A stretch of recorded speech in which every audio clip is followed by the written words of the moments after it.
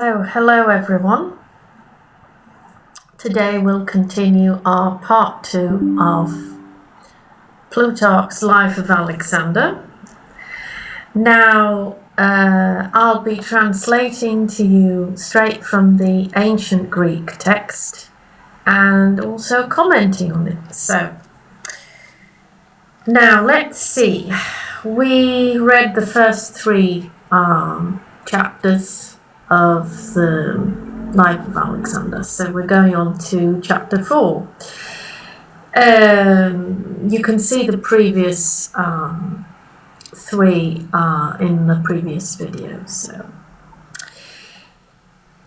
now the statues by Lysippos, says Plutarch, are the ones that show best than all the others the figure of Alexander, and only from him and only he had the right to create statues of Alexander. So basically he was the only one that Alexander gave the license to make statues of him. He liked the way he worked. He liked the look of his face on the statues, so he employed him. Now, Lysippos was a very famous statue maker in antiquity, in ancient Greece, and his none of his works have survived. But we do have some Roman copies, and there's a very famous one in the Louvre Museum which shows Alexander in his early 30s, just before he died, and you may have seen this. It's called the Hazara Herm. Now, going back to Plutarch. So Lysippos was the only one who had the who could make statues of him. And what many, he says, tried to mimic later on, many of his successors and friends, the way he lifted his neck with a slight tilt to the left side, and the way his eyes seemed very liquid, the liquidity of his eyes. This artist had kept this very well. Apelles, now he was a famous painter. He was just as famous as Lysippos, but of course paintings from antiquity, from ancient Greece, haven't survived, but we do know there were lots and lots of paintings. We do have some samples of painting which are really lovely. The very important ones are in the Macedonian tombs in the north of Greece, and namely in King Philip II's tomb in Vergina, which is the modern name for Apelles, which was the capital of the Kingdom of Macedonia before Alexander was born, and it was transferred to Pella later on, but Apelles still remained an administrative capital and also the place where all Macedonian kings were buried officially. So all the royal tombs were there, and that's why those have been excavated. Now, they were all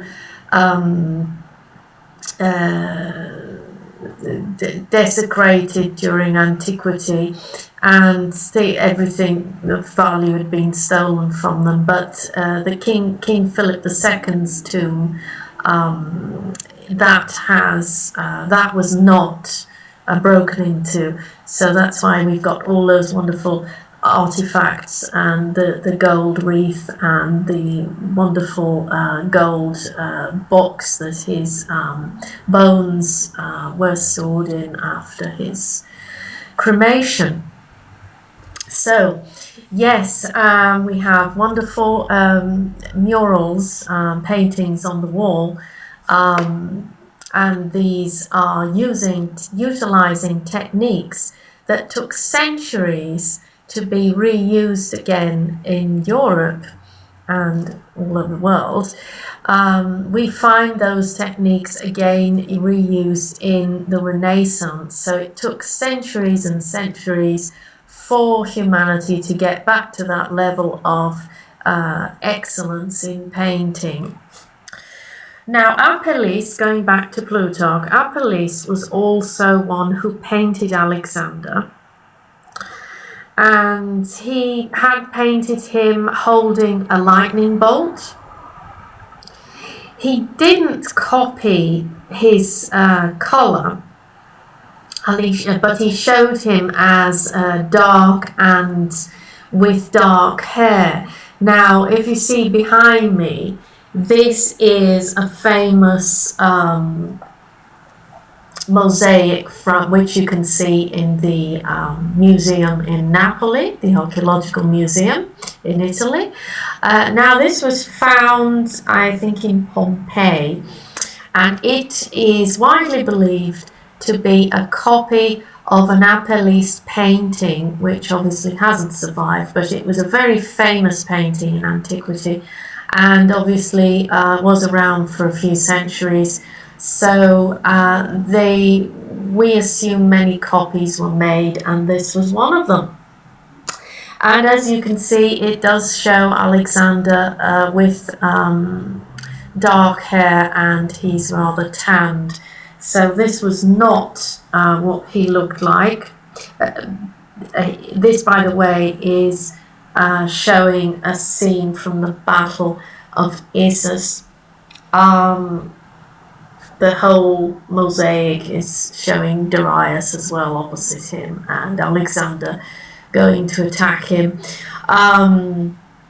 But the other famous Apelles painting was the one where Alexander was holding a lightning bolt, according to Plutarch. Right, so he didn't show his true colour, but he showed him as dark.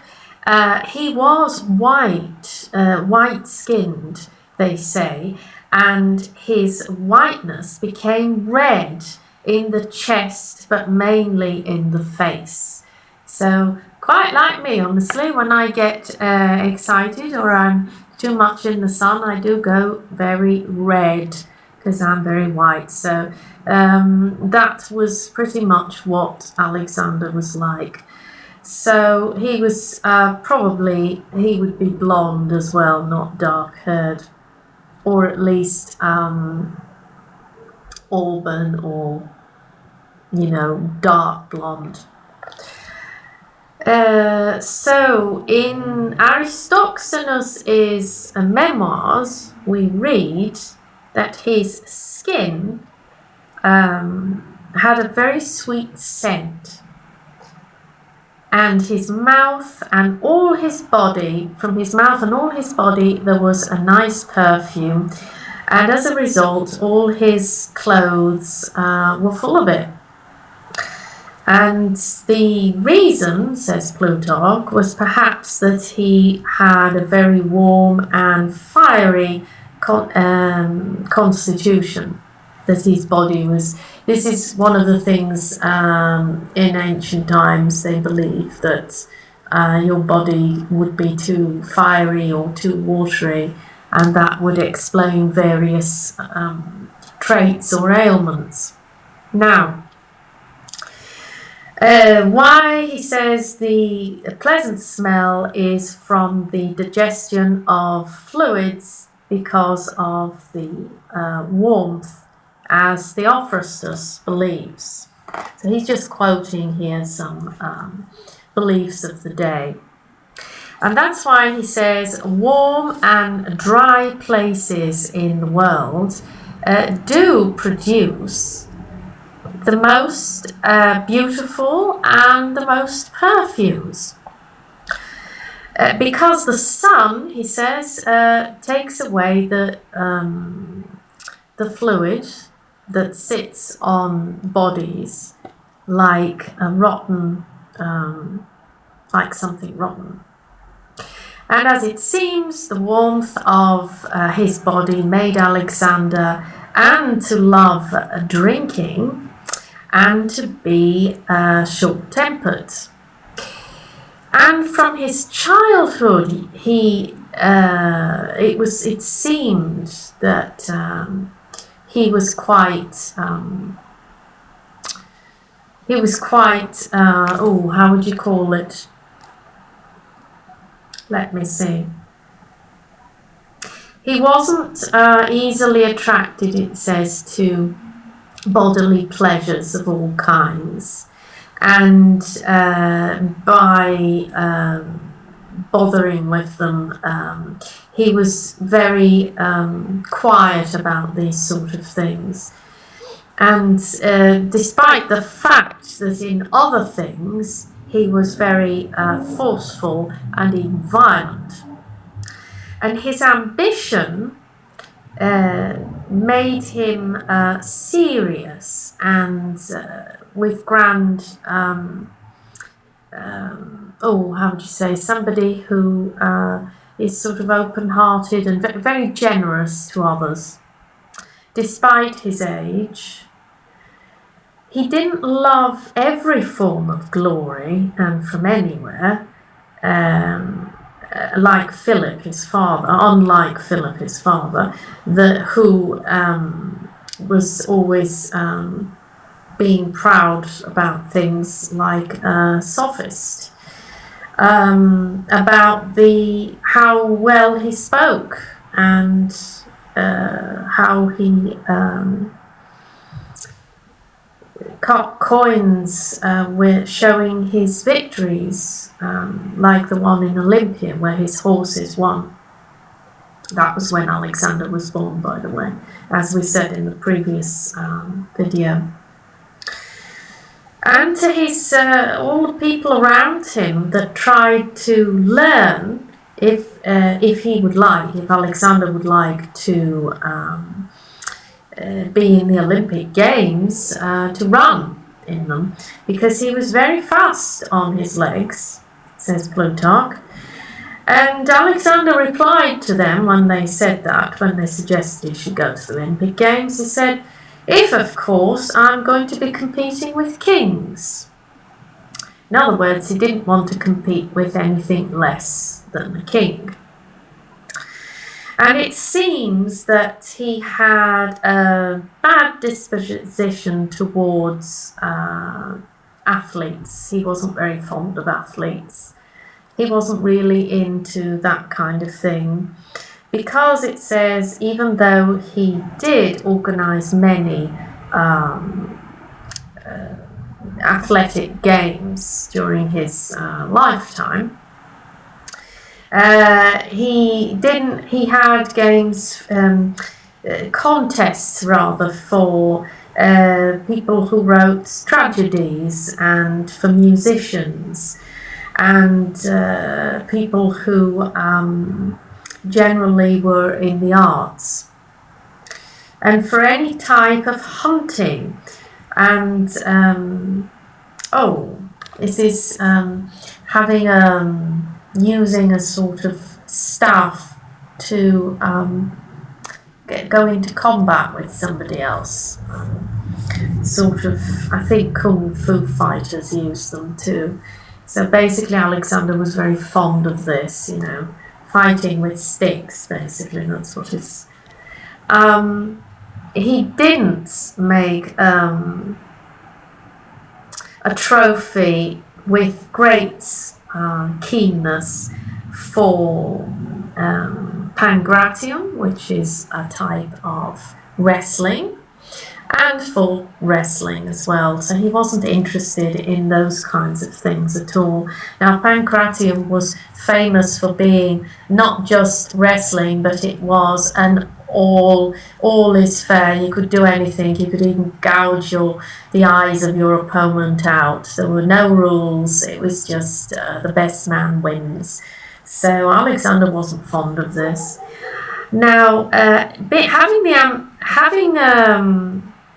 the ambassadors of the king of the Persians over, when they'd come to the palace of Philip.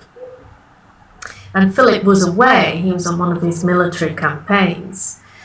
And Alexander was the one, young Alexander was the one who greeted them, and he entertained them. And so, he says, Plutarch says, they were so impressed, these ambassadors, these Persians, by Alexander's treatment of them. And he didn't ask anything that was suited to his age, because Alexander was just a teenager. He was quite young when he did this. I think he was about 15 or so, maybe even younger. And so they were impressed that he was a child, and yet he was asking such serious questions. Now, he didn't want to know trivial things, but he wanted to know, for example, the length of the ways and the travel, the length of the roads to Persia, and the way somebody could travel to Asia. And for the same king, how this king treats his, behaves in war, obviously the Persian king, and what is the power and the strength of the Persians in Asia. So these ambassadors were really surprised at this precocious child, and they thought that his father, who was known, Philip was known for being very good at talking, he was a good talker. His rhetoric, strength in rhetoric, says here, they said this, his son is much greater in that respect. And he knows much, and he is very forceful. And every time that it was announced that Philip had conquered some city, or he'd won an important battle, he'd had an important victory, Alexander wasn't too happy about this and hearing this, and he would tell his friends, all this my father's going to do, and there's nothing, he's going to leave nothing for me. And I won't have anything glorious to achieve with you, because traditionally the sort of heirs to the throne, to the Macedonian throne, would be surrounded by young lads around his age, who would be the sons of other aristocrats and important men of the court, and they would be entrusted to grow up around Alexander, so they would share with him, they would follow the lessons that he would follow, they would be taught the art of war, the art of fighting and horse riding and all this sort of thing, and of course everything else, reading, writing, science, literature, everything that a young prince, heir to the throne, would need to know, and his friends who became his generals in the future, and his elite bodyguards. So, going back to this, so Alexander complained that his father was winning all these battles and making all these conquests, and there'd be nothing left for him. Because, Plutarch says, without desiring bodily pleasures or wealth, it was glory and virtue that he was looking for, and he thought that as much as he could inherit from his father, the more he inherited from his father, the less would be left for him to achieve on his own when he would obviously become king. So believing that as he grew up, the Macedonian kingdom became bigger with his father's conquests, and there were none left. He believed there'd be none left for him, and he wanted to assume the throne without having money or wealth or many wonderful luxuries, but the striving for glory and wars and ambitions were his motivation. So he wasn't interested in the kingship, he wasn't interested in the throne in order to have access to wealth and glory and wealth and luxury and everything, various forms of enjoyment. He wanted war and glory through battle, and those were his ambitions. And as was natural, says Plutarch, lots of his teachers and carers and pedagogues. Now, pedagogue was somebody a young boy would have around from when he was a little child, and he would sort of be responsible for his upbringing and the lessons he would learn, reading, writing, arithmetic, that sort of thing. And obviously his daily, how he would behave and everything. Now, the famous one for Alexander was Leonidas, and Leonidas, not of Sparta, it was a well-known name. Now, he was a relative of Olympias, Alexander's mother, and he was entrusted with being Alexander's pedagogue, so which here Plutarch explains. Above all, he was the head sort of teacher. He was the one in charge, Leonidas. He was a strict man, and he was a relative of Olympias. And without him denouncing the name of the pedagogue, who has a work of a mission that is good and bright, the others called him the upbringer of Alexander and professor, because of his relation with his mother and of his, he was quite high up in the hierarchy in the court. But the one who actually acted the role, the part, and had the title of pedagogue was actually Lysimachus. He was from Acarnania, and he had nothing else remarkable about him other than the fact that he called himself Phoenicus, and he called Alexander Achilles, and Philip was called Peleus. Now, he was loved by Alexander for this, so obviously Alexander loved the Iliad, so this sort of thing really went down well with him. So this Lysimachus, he had the second, he was the second most favourite tutor of his. That's the word I was looking for. Now, when Philonicus from Thessaly brought a horse, he brought Bucephalus, wasn't named that then, but anyway, he brought this horse to Philip. Now, Alexander was around 13 years old then, and he wanted to sell this horse to Philip, this man from Thessaly, for 13 talents. Now, that's a lot of money for a horse. So they all went down to the valley to try this horse, to try it out. It seemed very wild and very difficult to tame, and it wouldn't allow anybody to ride it, and it didn't listen to anyone. Anyone of the in the sort of around Philip's, and it would become very wild and angry with everybody. So Philip he said, well, this is no good, I'm not bothering with this horse, and he ordered that it should be sent away as too wild and not able to be tamed.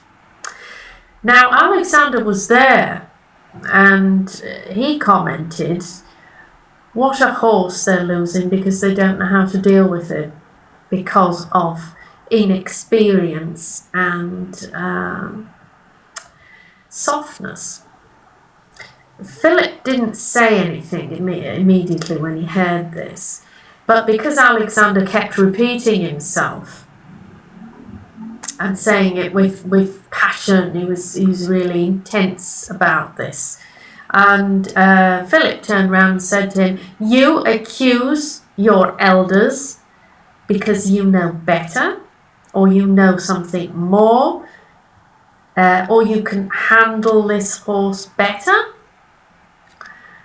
And Alexander replied, this one, yes, I could handle better than anyone else. And what if you don't? Said Philip. What punishments will you have, will you accept for this recklessness? By Zeus, Alexander said, I'll pay the price of the horse.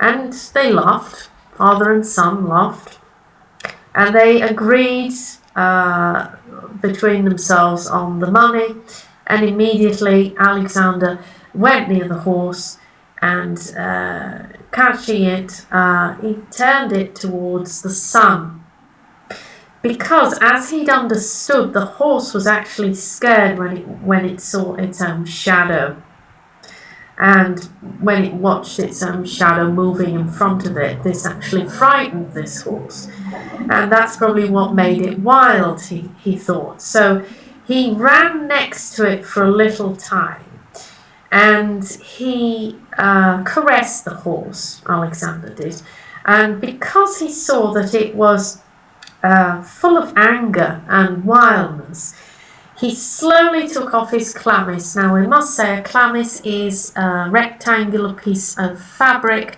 and it was worn over, it was something worn by young boys and also by men going into sort of military men. So warriors would wear this. It was, if you imagine that this is the chlamys, basically it was a fabric that was tied on one side, leaving the one hand free, and to hold the, what you would take into battle with, and you would have the other hand slightly covered. So this also acted as something to keep you warm, and also if it rained you could turn it slightly up and put it over your head.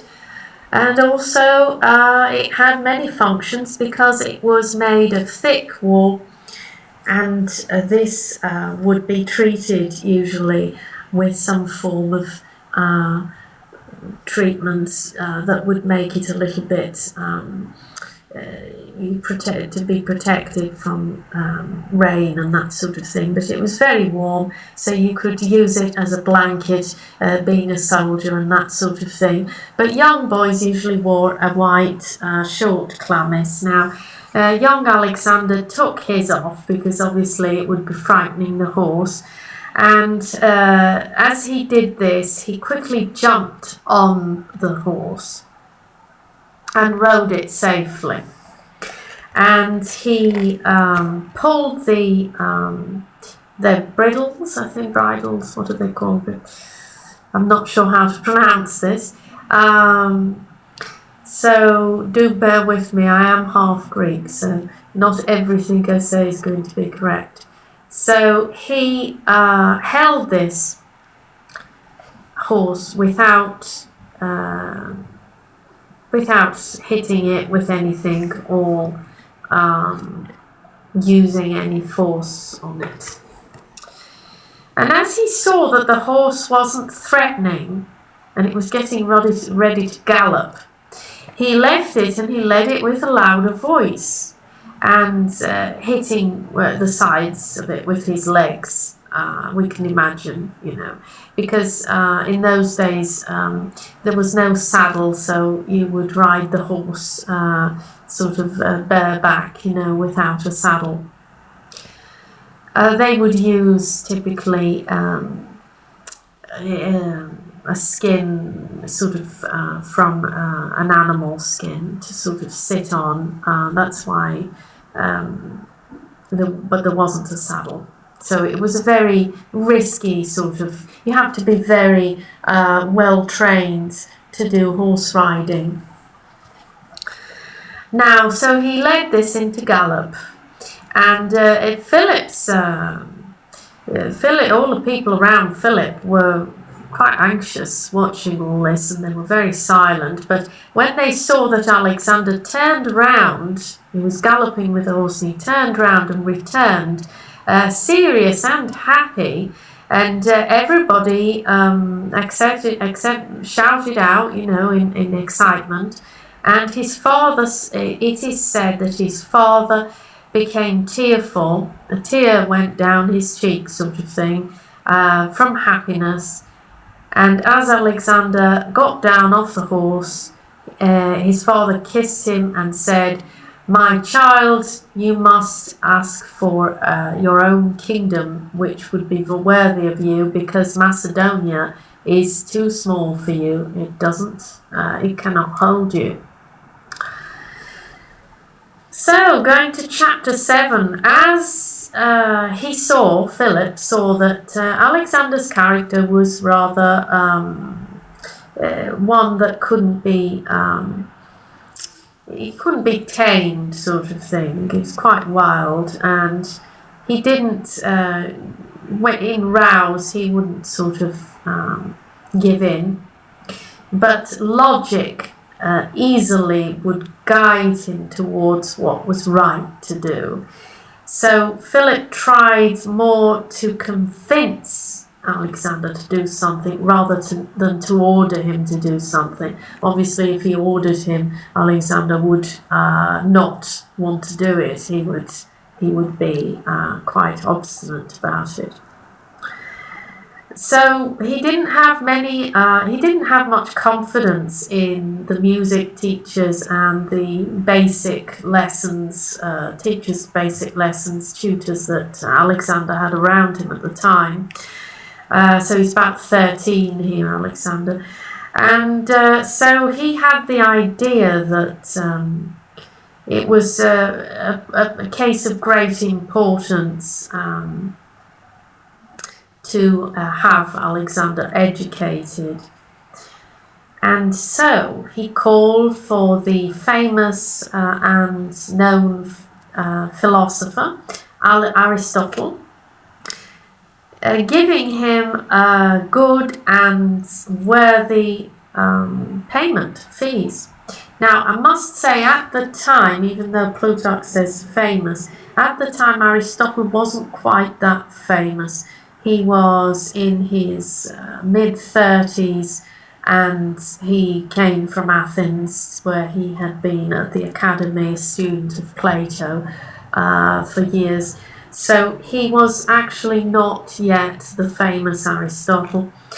Now, so he gave Aristotle this honour of teaching Alexander. But also Aristotle was from the city of Stagira, which Philip had destroyed, and he made this up by building it again and bringing back all the exiled citizens which had been enslaved. This would happen in antiquity when you would conquer a city. Usually all the inhabitants would become slaves and sold as slaves. So he brought them all back to the city of Stagira, and he had it built again. He gave a specific, he designated a specific place for these studies, and this was in Mieza, where in Plutarch's time, he says, one could see the stone seats where Aristotle and his students would spend time and walking around in this special sort of very green, luscious green area. Now, I must say that in Mieza there have been excavations in the last couple of years, and here the archaeologists have discovered lots of ruins, sort of that indicate the presence of buildings. And there was what was known as a gymnasium, which a gymnasium was nothing to do with the contemporary meaning of the word, but it was actually a place where young men, young boys, teenagers would be taught to ride, to fight, and all these things that they had to know. And of course, there was the lessons as well, because the young men of the elite weren't just taught the art of being a warrior, but they were also taught the science and literature and philosophy. So it was all-round knowledge. So Philip sent him to Mieza to be taught by Aristotle. And so Plutarch says Alexander was not taught just the moral and political side of things, but also he was taught secret and deep teachings by Aristotle, those that men call, well, this is a word that I can't actually translate really, but basically there's some secret sort of teachings that men would sort of teach each other, wise men, sort of philosophers. Aristotle knew these things and they would not be passed on to everybody else. So it's sort of like things that your average person wouldn't have access to, knowledge. So they didn't let this knowledge go about too much, so that not many people would learn all about this. But when Alexander was in Asia, and he found out that Aristotle had actually published books where a lot of this secret knowledge was actually being made public. Plutarch says that he wrote a letter to Aristotle. Alexander wrote a letter to him, and apparently there was a copy in Plutarch's time. Now I must say that in antiquity, letters of famous men, famous people of the time, would be circulated across the generations, sort of thing, and probably were in great libraries like the Library of Alexandria and later on in Pergamum. Now, the thing is, we don't know if these letters were actually written by Alexander or any of these, but quite a few of them were original. I mean, for example, we do have Cicero's letters to his friend because Cicero's slave saved them all and filed them. And it is possible they could have been real. So, but we don't know. But these were very popular in antiquity. So the letters of Alexander, and so this letter that Alexander supposedly wrote to Aristotle says, Alexander wishes Aristotle well-being. You didn't do well by publishing these speeches, because to what will we differ from all the others if these things that we were educated in become public to everybody, public knowledge to everyone? I would not like to be, let's have a look. I do not want to be the first among others because of the things I do or my power, but I want to be known for my intelligence, my knowledge rather. May you be well. So this is supposedly written by Alexander. Now, Aristotle tried to explain this, and in his own speeches, which were published and others that weren't published, he sort of explains why he did this, why he published all this knowledge. Now, chapter 8 says, "It seems to me that Aristotle, more than anybody else, inspired in Alexander the love of medicine, because Alexander didn't just love the theory of medicine, but later on when his friends were sick, he would help them, and he would actually prescribe various therapies and diets for them, as one can conclude by reading his letters." So here again, Alexander's letters being available for Plutarch to read centuries later.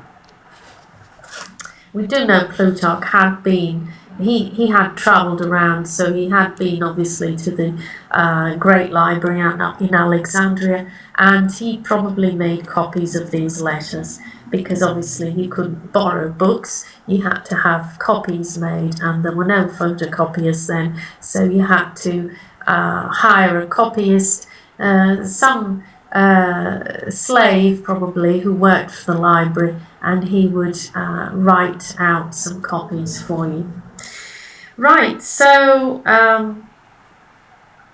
yes, he very much was interested in medicine, and he was by his nature a friend of reason, knowledge and reading. So he was a bit of a bookworm, Alexander. And the Iliad, he thought, was a great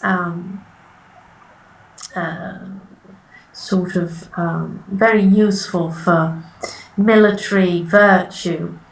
And he took it from Aristotle, who had actually made some corrections. He'd edited it.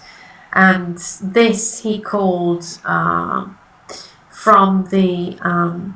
there was it's a small container sort of thing, so I'm not sure how to translate this, but it was this one that Aristotle had given to him, and it was in a special container. Now, we do know books in those days were papyri, they were written on papyri, so there were rolls of papyri. Now, each roll had 10 sheets of papyri, 10 papyri sheets, and they were all glued together. At the end of one sheet, it would be glued to the beginning of the next, and so on. So all these 10 sheets would be folded, rolled into a roll, and that would be your book, and you would read it by unfolding it. You've probably seen it in various movies. This was the one Aristotle gave him was put in a container. But the Iliad is so large, so I'm sure it didn't fit in just one papyrus roll, so it would probably be a container that contains quite a few rolls of papyrus with the Iliad. So it would be probably like a small trunk, and he had this with him, with his small, it was like... sword. He had it was a tiny, it wasn't a sword, it was actually, the word he had used is enchirivia, which means it's almost like a knife, it's something between a little sword and a knife, and he kept this under his pillow, obviously for safety, because all Macedonian kings, very few of them had actually died of old age or anything of normal circumstances. Most of them had been either assassinated, murdered, poisoned, or killed in battle. So Alexander knew how to protect himself. He had his knife under his pillow, and he had the Iliad next to him as well. Under his pillow, as Onesicritus said. Now, he was somebody who had been on the campaign with Alexander, and he wrote sort of memoirs of this, a history of this of Alexander's campaign, but it hasn't been, we don't have it, but Plutarch had access to it, so he used it as one of his sources. And because when he was in Upper Asia, he didn't have any more books, he'd read them all, he ordered Apelles to send him some, and he sent him the books of Philistus, some of the tragedies of Euripides, Sophocles and Aeschylus, and the poems of Telestus and Philoxenus. And as he would say, he admired Aristotle in the beginning and loved him, not any less than his father, because from his father he had life, whereas from Aristotle he was taught the virtuous life. But later on, Plutarch says, Alexander suspected him somehow. Not that he would want to harm him, but his friendly attitude towards Aristotle didn't have the strength and the sort of care that he used to have. And this became proof of his sort of estrangement with Aristotle. His zeal and his sort of intense desire for philosophy, though, was not torn out of his soul, says Plutarch characteristically. And this, he says, is shown by the honours he gave to Anaxarchus, who was a philosopher who followed, was with Alexander on his campaign, and the 50 talents that he sent to Xenocrates and Canthamis and Calanus, whom he very much looked after. So he did have a sort of a group of philosophers following him. I mean, on Alexander's campaign, it was like a moving city. There was all sorts of types of people, and it wasn't just soldiers. He took scientists with him, he took philosophers, he took doctors, builders, architects to build cities and build war machines, and so he was surrounded by various people, and he was very into philosophy. So 50 talents, it says, he sent to this guy, so that was a lot of money at the time. And I think at this point we'll stop. We'll leave chapter 9 for the next video. I hope you enjoyed this. Sorry if I couldn't translate fully all the words from ancient Greek, because some of them are quite difficult to translate into English, but I think you get the meaning. Now, Plutarch, as I've said before, is one of the most valuable in my opinion, as well as many other people's opinion, because he is the only one surviving source that we have that talks about Alexander's childhood and gives us details on about his parents that we don't get from any other source. The other main sources are Diodorus and Arrian. So both of those sources primarily focus on Alexander's military campaigns. So anyway, I'll end this here, and I will see you again.